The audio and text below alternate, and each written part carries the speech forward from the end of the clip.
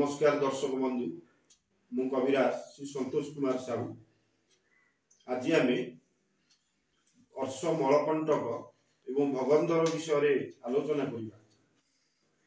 अर्श मलकंटक भगंदर ये तीन प्रकार रोग आज्ञा गोटे नाड़ारू सृष्टि आज्ञा जो नाड़ा कि मल प्रवाही नाड़ा आउ शरीर मुख्यतम नाड़ा। ए नाड़ा जदि कौन सी प्रकार आपणकर झाड़ार प्रोब्लेम है किंबा कौन सी प्रकार कष्ट झाड़ा फेरिला बेले कष्ट देखादेला आपण जानवे जे झाड़ा खोला होना किंतु ये झाड़ा खोला नुहे आज्ञा नाड़ारू मलद्वार को गोटे अन्य प्रकार बाट सृष्टि करे जो बाट की सृष्टि कर मुख्य कारण आमर खाद्य पानीय आउ खाद्य प्रकार भेद निर्भर करे। ए रोग सृष्टि आज्ञा बहुत असाध्य एवं कष्टदायक। रोगी एथिरे बहुत कष्ट पाए दरकार पड़िले रोगी पक्षे मध्य जीवन जाइपारे। उपयुक्त चिकित्सा न करिबा द्वारा रोगी बहुत कष्ट अनुभव करे। एहा द्वारा 12 प्रकार रोग मध्य देखा दिए। याकू आपण पूरा निर्मूल करने को चाहिए प्रथम यार खाद्य बारण आज्ञा दरकार। तेणु खाद्य बारण टी आज्ञा मुख्यतः निज उपरे निर्भर। जदि रोगी खाद्य बारण न करे ताले रोग असाध्य ए रोग केबे हेले भल होई परिबो नाही। तेणु रोगीर प्रथमे खाद्य बारण आवश्यक। रोगीर खाद्य बारण आज्ञा रोगर सम्मान एकु सम्मान सेही भलिया भाबरे देले रोगीर खाद्य बारण सेही प्रकार भाबरे कले रोगी संपूर्ण आरोग्य हो एतिर तिले मात्र संदेह नाही। आ ए रोग पे आपण जे कोनसी जागु जानतु अमेरिका जानतु आपण बॉम्बे जानतु कौन सी प्रकार आरोग्य होई परिबे नाही। ए रोगर प्रथम लक्षण आज्ञा धीरे धीरे धीरे झाड़ा आपण को कष्ट लागिबो। धीरे धीरे मलद्वार 8 इंच भीतर को यार इन्फेक्शन जेतु रहइबो किछि मात्रा रे पुड़ी पारे। मलकंटक जेते बेले प्रथम देखा दिया आज्ञा आपनकर पेट गैस रही पारे।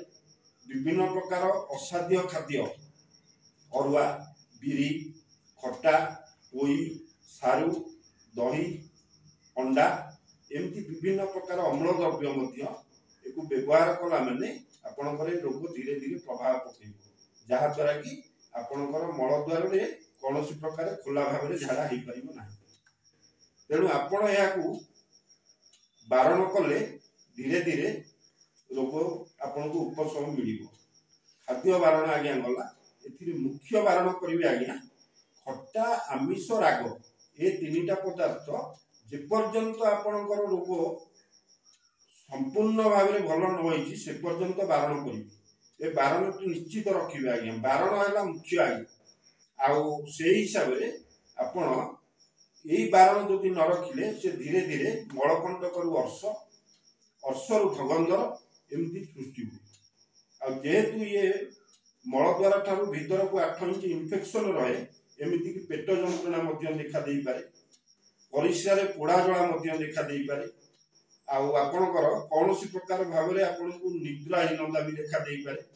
ये सब लक्षण आगे देखा दो। तेणु ए रोग को आपन निर्मूल करबा कहिले प्राथमिक अवस्था रे लाजकुली आज्ञा जहा को छुई देले आपण देखिबे से आपे आपे लाजे जाए। से गच्छ प्राय बाड़ी बगीचा रे समस्त देखुथिबे से लाजकुली पत्र आज्ञा 20 ग्राम सुखिला ताको प्रतिदिन सखाळे दांत थिबा लोक आज्ञा चोबेकी खाई उषुम पानी पीबे।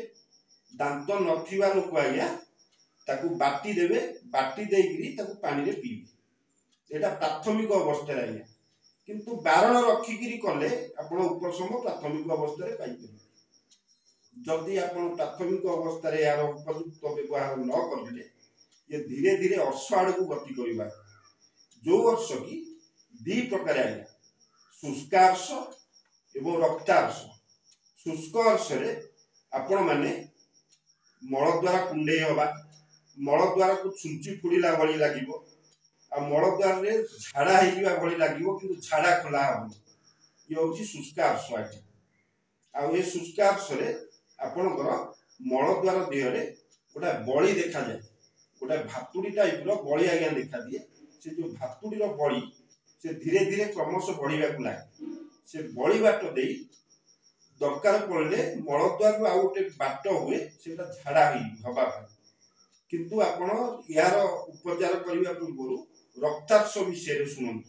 रक्तांश आज्ञा आपण जिते मलद्वार झाड़ाटा बाहर से आपे आपे से मलद्वार आउ तार जो भितर धमनी गोटा अच्छी उभयटा को से जबरदस्त कुंथेवा द्वारा फाटी जाए। फाटी गले से फाटटा आज्ञा बंद हुए। आपण खाद्य जदि बारण करेंगे से हिसाब से सरल हिसाब से झाड़ा हो। जदि आप खाद्य बारण न करके अम्लयुक्त आहार गरिष्ठिया खाद्य आमिष द्रव्य मसलायुक्त खाद्य तेलयुक्त पदार्थ व्यवहार करेंगे झाड़ा कष्ट हम आपन कुंथेबे बारंबार रक्त प्रवाह देखा दे। झाड़ा सहित रक्त आसु एमती कि ढाले ढाले रक्त देखा दे पारे। एथिरे रोगी निश्चित भाव में दुर्बल हो पड़े। तेणु आपण या निर्मल करने को आपण आमर भूई लिंब आज्ञा भूई लिंब महालिंब आखंड अरक एवं कटुकी ये तीन प्रकार द्रव्यु प्रत्येक 2 ग्राम लेखा आनी बाटी देवे। गोलमरीच आज्ञा 5टा पकई बाटिबे ताकू खाली पेटे सका संध्यारे 2 टाइम पीबे। एकू करें रक्तर प्रवाह बंद करने आप नड़िया आज्ञा नड़ियार कता ताकू अंतर्धूम भस्म करेंगे जमीती कि धला पाउंस जी पाउंस आज्ञा तारी परिमाण ओजन मिश्री की गुंड करदेवे। मिश्री आउंस उभय को मिसेदेवे। मिसेला ताकू ठंडा पानी रे आज्ञा दिन को 2 बेला सेमती पीबे आ मिनिमम 20 रु 25 ग्राम परिमाण व्यवहार करेंगे। एमती कि जदि ढाल ढाल ब्लड पड़ुए से ब्लड आज्ञा संपूर्ण बंद हो। जदि ता न करि परिबे आज्ञा मखमल्ली आज्ञा मखमल्लीर पत्र 25 ग्राम 12टा रु 15टा भितर गोलमरीच ताकू बाटिकी पीबे से ब्लड बंद हो आ संपूर्ण भाव में रोगी कष्ट देखिब ना। किंतु आपण ये सब करिथिबे कि खाद्यर बारण रखिबे आज्ञा। खाद्य बारण न रखिले सब किछि विफल होई जिवो आज्ञा। आउ आज्ञा गोटे जिनिस बड़ी बड़ी आज्ञा धीरे धीरे रोगर आक्रमण सहित रोगर प्रभाव बड़ी धीरे धीरे बढ़े।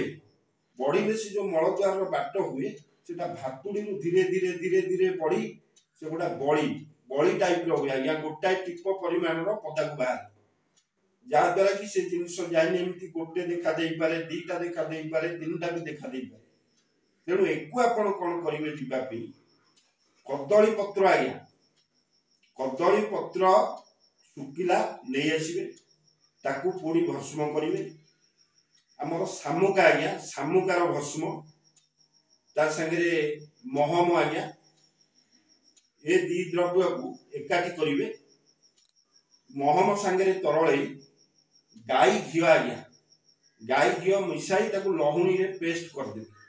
से पेस्ट को दिन को 2 बेला लगेबे आज्ञा। ए 2 बेला लगेले से धीरे धीरे बड़ी सुखी जीवो। दरकार पड़ले बड़ी मूलु मध्य छिड़ी जाई पारे किंतु आपण जानि परिबे एटा को लगेबे। ए औषध को उपयुक्त मात्रा रे खाइबे।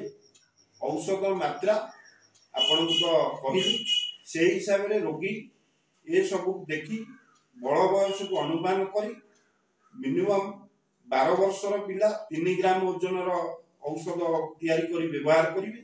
3 ग्राम रु 5 ग्राम 12 वर्षर ऊर्ध्व जो परिमाण कहली आज्ञा 20 ग्राम 25 ग्राम 15 ग्राम ये हिसाब रे खाई परिवे।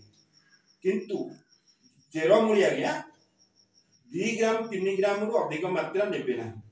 एतिकी करंतु आपण संपूर्ण ए रोग मुक्ति पाइबे आ खाद्य बारण करके आज्ञा व्यवहार करंतु। आ गोटा जिनिस आज्ञा ए रोगर उपशम पाइले आपण निश्चित कमेंट करी जणैबे। आपन को निश्चित वीडियो टी भल लागिथिबो।